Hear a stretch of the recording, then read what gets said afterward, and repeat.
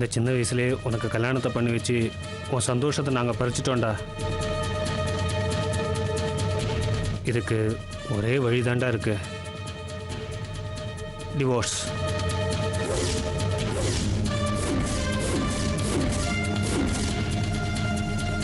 உங்க அப்பா ஒரு பொம்பளை பொறுக்கி.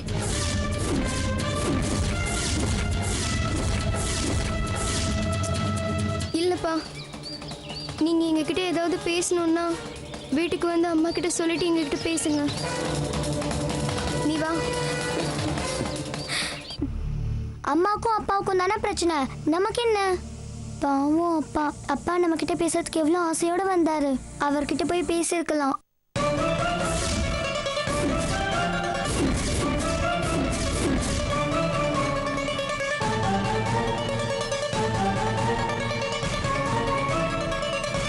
அப்பா பாத்தீங்களா? இல்லம்மா. ஆமாம்மா.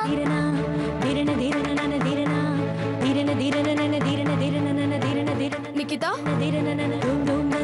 நீ கூடவா என்ன ஏமாத்த நினைக்கிற? பொய் சொல்ல எப்ப கத்துக்கிட்ட? உண்மையை சொல்லு. ஆமாம்மா, நவ்யா சொல்றது உண்மைதான். நாங்க ஸ்கூல் விட்டு வரும்போது வழியில் எங்களை அப்பா பார்த்தாரு. ஆனா அப்பா கிட்ட நாங்க எதுவுமே பேசலம்மா. நவ்யா கூட பேசல.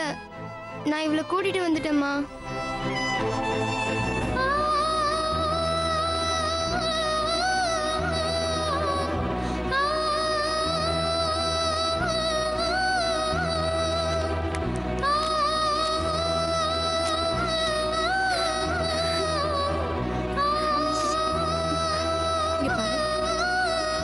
உங்க ரெண்டு பேர்கிட்டயும் சொல்றேன், வெளியே எப்பவும் யாரு கூடயும் பேசக்கூடாது. அம்மா மனசை ஏற்கனவே நிறைய பேர் கஷ்டப்படுத்திட்டு போயிட்டாங்க. என்ன அழவச்சு பாக்குறதுல சில பேருக்கு சந்தோஷம். நீங்களும் அப்படி நடந்துக்காதீங்கம்மா, என்னால தாங்க முடியாது. அம்மா அழாதீங்கம்மா. உங்க பேச்சு மீறி நாங்க என்னைக்கும் போக மாட்டோம்மா.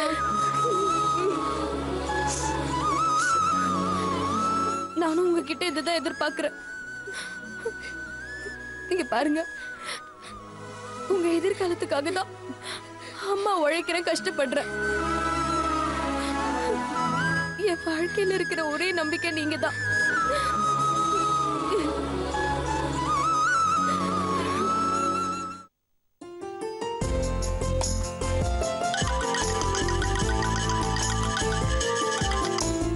சொல்லுங்க டாக்டர்.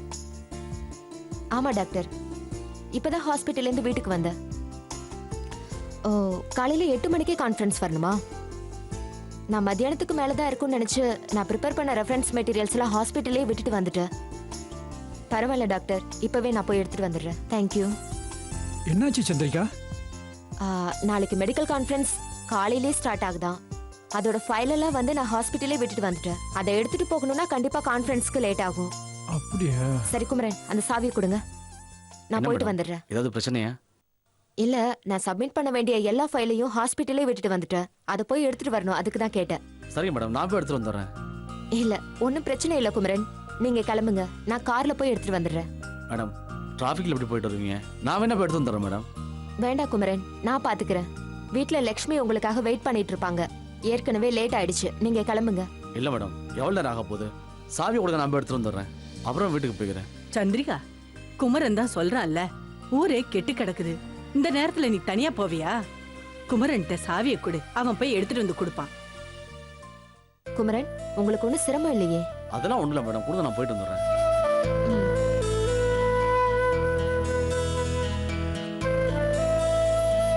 சந்திரிகா, நீ போய் ட்ரெஸ் எல்லாம் மாத்திட்டு வா, நான் சாப்பாடு எடுத்து வைக்கிறேன். சரிங்க பாட்டி.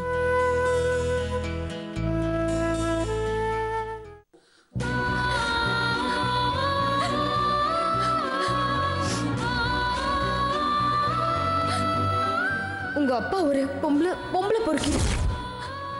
உங்க அப்பா நல்லவர்னு சொன்னியே, அந்த நல்லவர் செஞ்ச கொடுமைதான் இது. பொண்ணோட ஃப்ரெண்டையே கரெக்ட் பண்ண பாக்குற ஒரு அப்பனை என் வாழ்க்கையில சந்திச்சதே இல்லை.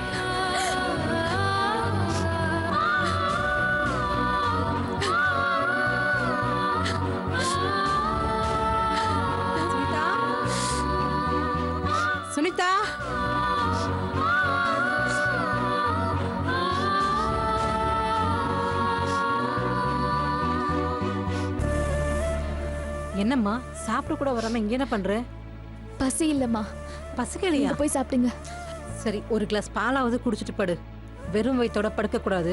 நான் போய் எடுத்துட்டு வரேன். ஏமா ஒரு மாதிரி இருக்கே? அழுதியா? இல்லம்மா, ஏண்டி, எனக்கு தெரியாதா? என்னாச்சு? ஏன் இப்படி நிக்கிற? வாழ்க்கையை நினைச்சா எனக்கு ரொம்ப பயமா இருக்குமா. ஏண்டி, ஏன் இப்படி சொல்ற? என்னவோ தெரியலம்மா, சொல்ல தெரியல. நீ ரொம்ப பாவம்மா. இத்தனை வருஷமா அப்பாவியாவே வாழ்ந்திருக்க. என்னடி ஆச்சு உனக்கு? ஏன் திடீர்னு இப்படி எல்லாம் பேசுற? ஒன்றும் இல்லம்மா, உன்னை நினைச்சேன், சொல்லணும்னு தோணுச்சு. எல்லாம் தெரிஞ்சவங்களுக்கு தாண்டி பிரச்சனையே. எதுவும் தெரியாதவங்க எப்பவும் நிம்மதியா தான் இருப்பாங்க. உண்மைதாம்மா, உன்னை மாதிரி எதுவுமே தெரியாம அப்பாவியாவே வாழ்ந்துட்டா டென்ஷனே இல்லை. சரி சரி, நீ எதையும் நினைச்சு பயப்படாத. உன் வயசுல இருக்கிறவங்களுக்கு எதிர்காலத்தை நினைச்சா பயமா தான் இருக்கும். உனக்கு கல்யாணம் ஆயிட்டா எல்லாம் சரியாயிடும். கல்யாணமா? எனக்கா? அதெல்லாம் எனக்கு இப்ப வேணாமா. கல்யாணம்ன்ற வார்த்தையை கேட்டாலே எனக்கு பயமா இருக்கு. இந்த காலத்துல யாரையுமே நம்ப முடியலமா. ஏண்டி இப்படி சொல்ற? உன் மனசுக்கு எல்லாம் நல்லபடியா அமையும். எனக்கு ஒரு நல்ல புருஷன் கிடைச்ச மாதிரி உனக்கும் ஒரு நல்ல புருஷன் கிடைப்பான். ஐயோ வேண்டாமா, எந்த வம்பளையும் நான் போய் மாட்டிக்க விரும்பல. இப்ப என் கல்யாண பேச்சே எடுக்காதீங்க. அண்ணனும் அண்ணியும் பிரிஞ்சிருக்கிறத நினைச்சா எனக்கு ரொம்ப வருத்தமா இருக்குமா. முதல்ல அவங்க 2 பேரும் சேரட்டும், அப்புறம் என் கல்யாணத்தை பத்தி யோசிக்கலாம். கல்யாணம் ஆகலைன்னா ஆகலையன்ற ஒரே கவலை தான். கல்யாணம் ஆயிட்டா பல கவலைமா. இந்த உலகத்துல நம்ம பக்கத்துல இருக்கிறவங்கள கூட நல்லவங்களா கெட்டவங்களான்னு புரிஞ்சுக்க முடியல. வாழ்க்கை ஒரு புதிரா இருக்கு. இந்த உலகத்துல நம்ம பக்கத்துல இருக்கிறவங்கள கூட நல்லவங்களா கெட்டவங்களான்னு புரிஞ்சுக்க முடியல. வாழ்க்கை ஒரு புதிரா இருக்கு. இத பாரு, நீ எதையோ போட்டு மனசை குழப்பிட்டு இருக்கேன்னு நினைக்கிறேன். இந்த வயசுல இந்த மாதிரி கவலை எல்லாம் உனக்கு தேவையே இல்லை. சந்தோஷமா இரு. வரேங்க. அப்பா வந்துட்டாரு. நீ நீ அவர் கூட போய் பேசிக்கிட்டு இரு. நீ ஏதோ குழப்பத்துல இருக்க. அவர் கூட பேசினா எல்லாம் சரியாயிடும். இல்லம்மா, நான் யாரையுமே பாக்குற நிலைமையில இல்ல. நாளைக்கு பாத்துக்கலாம், நீ போ. சரி, நான் போய் உங்க அப்பாவுக்கு சாப்பாடு போடுறேன். எத்தனை மணி ஆனாலும் வீட்டுக்கு வந்து சாப்பிட்டே பழகிட்டாரு. இத்தனை வருஷத்துல உங்க அப்பா ஒரு நாள் கூட ஹோட்டல்ல போய் சாப்பிட்டதே இல்லை. என் கையால சாப்பிட்டதா அவருக்கு திருப்தி. அவரை மாதிரி உனக்கும் ஒரு நல்ல புருஷன் கிடைச்சிட்டா எனக்கு அது போதும். சரி, நான் போய் உனக்கு பால் கொண்டு வரேன். இப்படி ஒரு அப்பாவி அம்மா.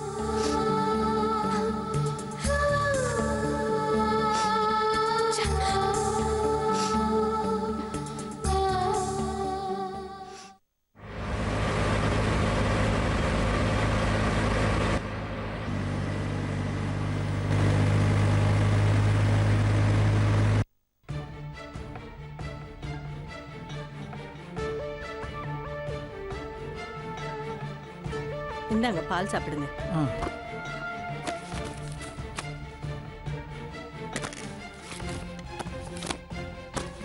என்னம்மா தேடுற?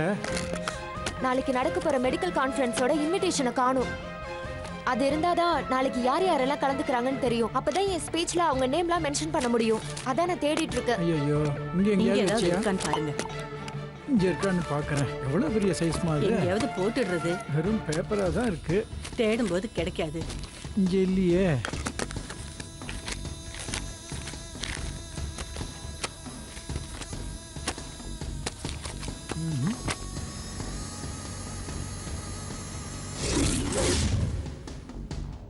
ஏமா, ரூம் பூரா தேடிட்டேன், எங்கேயும் இல்லையேம்மா. ஏமா, இன்விடேஷன்னா எப்பவுமே கார்ல தானே வச்சிருப்ப? ஆமா பாட்டி, நான் மறந்தே போயிட்டேன். ஆமா, அது கார்ல தான் இருக்கணும்.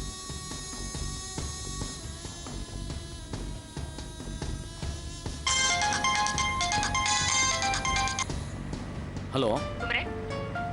சொல்லுங்க மேடம். எங்க இருக்கீங்க குமரன்? ஹாஸ்பிட்டல் போயிட்டு இருக்கேன் மேடம். ஒன்னும் அவசரம் இல்ல குமரன், நீங்க பொறுமையாவே போயிட்டு வாங்க. கார்ல மெடிக்கல் கான்ஃபரன்ஸோட இன்விடேஷன் இருக்கான்னு மட்டும் கொஞ்சம் பாருங்க. ஒரு நிமிஷம் இருங்க மேடம். ம்.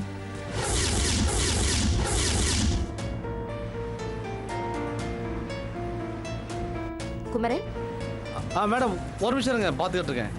ஒன்றும் அவசரம் இல்லை குமரன், நீங்க வரும்போது எடுத்துட்டு வந்தா போதும். மேடம் இருங்க, நான் பின்னால் இருக்க பார்க்குறேன்.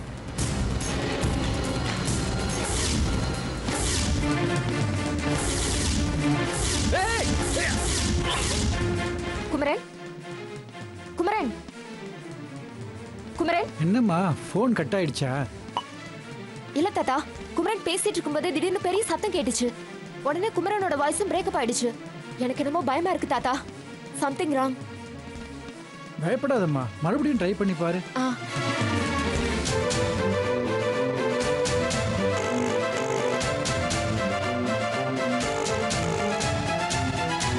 என்னம்மா ஆச்சு? ரிங் போயிட்டு இருக்கு, குமரன் எடுக்கல தாத்தா. Pickup pickup Kumaran. போன் எடுங்க குமரன். phone எடுக்க மாட்டேங்கிறாரு. என்னவா இருக்கும்?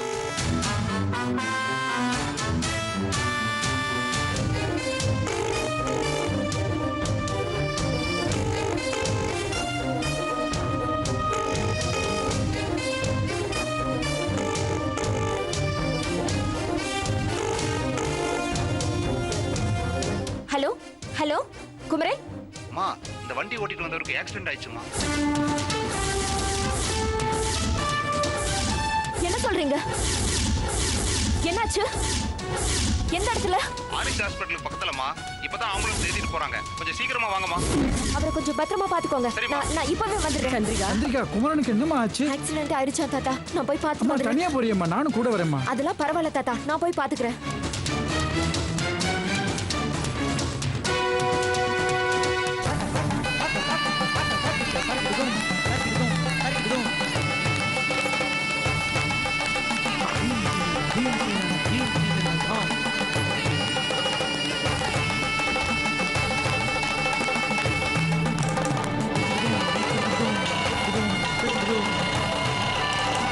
அண்ணே கொஞ்சம் ஃபாஸ்டா போங்க.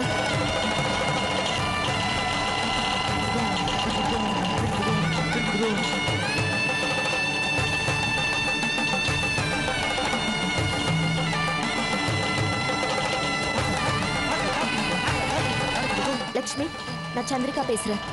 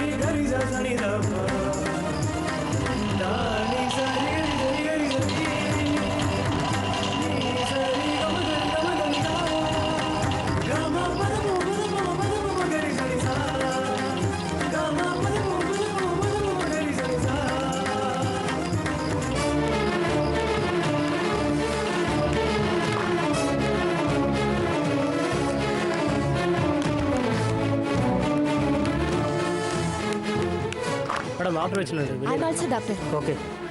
ஹலோ, அந்த டாக்டர் சந்திரிகா. இவர் என்னோட டிரைவர் தான். இப்போ இவரோட நிலைமை எப்படி இருக்கு? பிளட் நிறைய லாஸ் ஆயிருக்குமா. என்ன பிளட் குரூப்னு டெஸ்ட் பண்ண சொல்லியிருக்கேன். அந்த பிளட் கிடைச்சா இமீடியட்டா ஏத்திடலாம். அதுக்கப்புறம் பேஷண்ட்டுக்கு ஒன்றும் ப்ராப்ளம் இல்லை. டாக்டர், இவரோட பிளட் குரூப் பி பாசிட்டிவ். இவருக்கு மட்டும் இல்ல, என் ஹாஸ்பிட்டல் வேலை பார்க்குற, என் வீட்டில் வேலை பார்க்குற எல்லாரோட பிளட் குரூப்பையும் நான் டெஸ்ட் பண்ணி வச்சிருக்கேன். இப்பதான் ஹாஸ்பிட்டலுக்கு ஃபோன் பண்ணி இவரோட பிளட் குரூப் என்னன்னு தெரிஞ்சுக்கிட்டேன். அது மட்டும் இல்ல, என்னோட பிளட் குரூப்பும் பி பாசிட்டிவ் தான். நான் பிளட் டொனேட் பண்ண ரெடியா இருக்கேன். சீக்கிரம் அதுக்கான ஏற்பாடு பண்ணுங்க. ரொம்ப நல்லதா போச்சு மேடம். நர்ஸ், இவங்களை கூட்டிட்டு போய் இமீடியட்டா பிளட் டெஸ்ட் பண்ணிடுங்க. பேஷண்ட்டுக்கு இமீடியட்டா ஏத்தி ஆகணும். ஓகேவா? Okay doctor. சீக்கிரம் போங்க மேடம். இவங்க கூட போங்க. வாங்க மேடம்.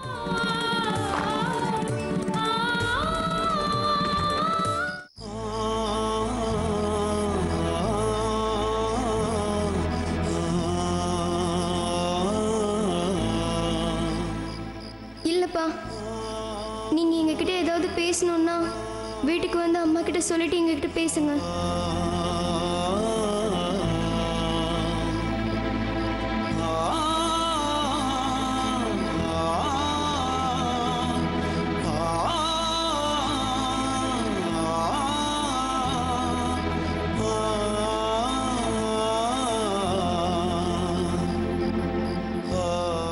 பாலு தம்பி,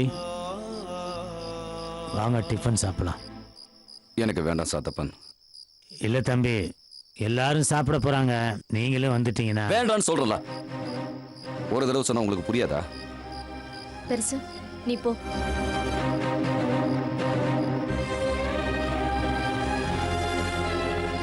ஏன் பாலு, எதுக்கு இந்த கோவம்? உங்க கோவத்தை பாவம் இந்த பெருசு மேலதான் காமிக்கணுமா?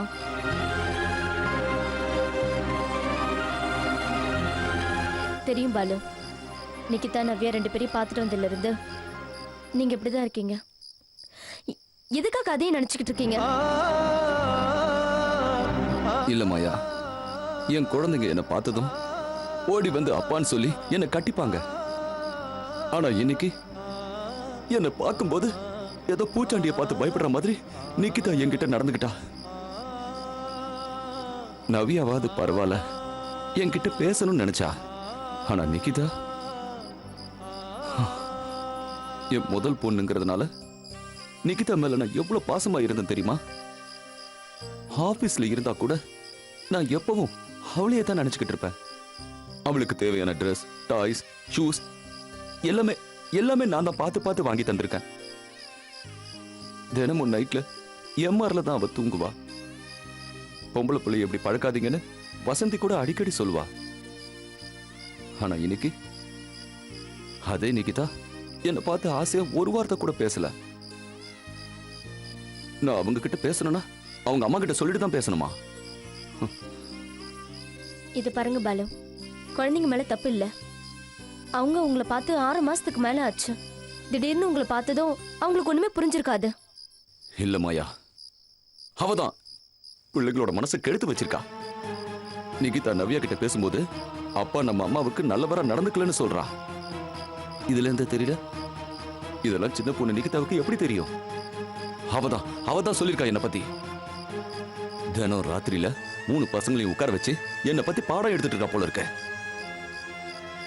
செஞ்சிருப்பானே, செஞ்சிருப்பா. வசந்தி கண்டிப்பா செஞ்சிருப்பா. அவ செய்யக்கூடியவதா. பிள்ளைங்களை உன் கூட பழக விட்டா அவளால சுதந்திரமா இருக்க முடியாதுல்ல. அதுக்குதான் அந்த குழந்தைங்களை உன்கிட்ட இருந்து பிரிக்க பாக்குறா. வைஷாலி, நீ எதுவும் பேசாத. பாலு, உங்க குழந்தைங்களை உங்ககிட்ட கொண்டு வந்து சேர்க்கறதுக்காக தான் நம்ம இந்த ஊருக்கே வந்திருக்கோம். நான் சொன்ன மாதிரி உங்க 3 பசங்களையும் நான் உங்ககிட்ட கொண்டு வந்து சேர்ப்பேன். அதுக்கு நீங்க கொஞ்சம் பொறுமையா இருக்கணும். இல்ல மாயா, அவசரப்பட்டு இப்படி ஸ்கூல் விட்டு வரும்போது பசங்களை போய் பார்க்கறது, இப்படி வீட்டுக்கு போய் நவீன பார்க்கறது, இதெல்லாம் தயவு செஞ்சு பண்ணாதீங்க. வசந்தி அப்புறம் உஷாராயிடுவா. இதெல்லாம் சென்சிட்டிவான விஷயம். உணர்ச்சி வசப்பட்டு ப்ளீஸ் காரியத்துக்கு எடுத்துறாதீங்க. போங்க, போய் டிஃபன் சாப்பிடுங்க. மற்றதெல்லாம் நான் பார்த்துக்கிறேன். மச்சான், அதான் மேடம் தான் சொல்றாங்கல்ல, அவ்வளோ பெரிய எஸ்டேட்டை நடத்த தெரிஞ்சவங்களுக்கு உங்க 3 பிள்ளைங்களை உங்ககிட்ட கொண்டு வந்து சேர்க்க தெரியாதா? என்ன மச்சான் நீங்க, வாங்க நிம்மதியா சாப்பிடுவோம். அட மச்சான், எனக்கும் பசிக்குது, வாங்க சாப்பிடுவோம். எப்ப பார்த்தாலும் பிளாஷ்பேக்கே பத்தி யோசிச்சுட்டு வாங்க. அட வாங்க, நான் வாங்க வாங்க வாங்க. என்ன மச்சான் நீங்க, வாங்க. பெருசு, சாப்பாடு ரெடியா? வைஷாலி, உன் அண்ணனுக்கு இப்ப தேவை அவரோட குழந்தைங்க தான். குழந்தைங்க இவர்கிட்ட வந்து சேர்ற வரைக்கும் அவர் முகத்துல சிரிப்பை பார்க்க முடியாது, மனசுல சந்தோஷம் இருக்காது. ஒரே நேரத்துல 3 பிள்ளைங்களை கூட்டிட்டு வரங்கிறது நடக்கிற விஷயம் இல்ல. இதுக்கு வேற மாதிரி தான் யோசிக்கணும். இப்போ உங்க அண்ணன் சொன்னதை வச்சு பார்க்கும்போது நிகிதா விட நவ்யா தான் இவர் மேல அதிகமா பாசத்தோட இருக்கா. அப்பா கிட்ட பேசணுங்கிற ஆசை அவளுக்கு இருக்கு போல இருக்கு. அஃப்கோர்ஸ் அந்த ஆசை நிக்கிதாக்கும் இருக்கும், இல்லாமலாம் இருக்காது. ஆனா அப்பா நம்ம அம்மாக்கு துரோகம் பண்ணிட்டாருன்ற காயம் நிக்கிதா மனசுலயும் இருக்கும். அதனாலதான் அவ்வளவு சீக்கிரம் அவளை கொண்டு வர முடியாது. நவீன் ஸ்கூலுக்கு போகாம வீட்லயே வேற இருக்கான். அவனையும் இப்போதைக்கு என்னால கொண்டு வர முடியாது. அதனால ஒவ்வொரு காயும் அடிக்கிறது தான் புத்திசாலித்தனம். இப்போதைக்கு நம்ம முதல் டார்கெட் நவ்யா தான். உனக்கு ஒரு பெரிய பொறுப்பு கொடுக்க போறேன் வைஷாலி. நவ்யாவை நீ தான் இந்த வீட்டுக்கு கூட்டிட்டு வரணும். ஸ்கூலுக்கு போகும்போது அவளை இங்க கூட்டிட்டு வர முடியாது. ஏன்னா நிக்கிதாவும் நவ்யாவும் ஒன்னா தான் போவாங்க வருவாங்க. நிக்கிதா இருக்கும்போது நவ்யாவை அவ்வளவு சாதாரணமா நெருங்க முடியாது. அப்புறம் எப்படி அண்ணி நவ்யாவை நான் இங்க கூட்டு வர முடியும்? சொல்றேன் வைஷாலி. 3 பேரையும் தூக்கணும்னு முடிவு பண்ணதுமே நான் அவங்கள ஃபாலோ பண்ண ஆரம்பிச்சிட்டேன். நவ்யா மேக்ஸில் வீக்காக இருக்கிறதுனால அவளுக்கு டியூஷன் வச்சுருக்காங்க. வாரத்தில் 3 நாள் டியூஷன். ஸ்கூல் விட்டு வந்ததும் நவ்யா தனியாக தான் டியூஷன் போகிறா. நீ அந்த நேரத்தை பயன்படுத்தி நவ்யாவை நீ இங்கே கூட்டிகிட்டு வரணும். சொல்லிட்டீங்கல்ல அண்ணி, இனிமே நான் பாத்துக்கிறேன். ரொம்ப ஜாக்கிரதையாக டீல் பண்ண வேண்டிய விஷயம்.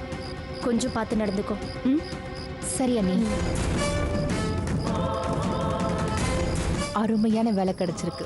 இந்த வேலையை மட்டும் செஞ்சு முடிச்சிட்டா மாயா நாம கேட்டதெல்லாம் செஞ்சு கொடுப்பாங்க.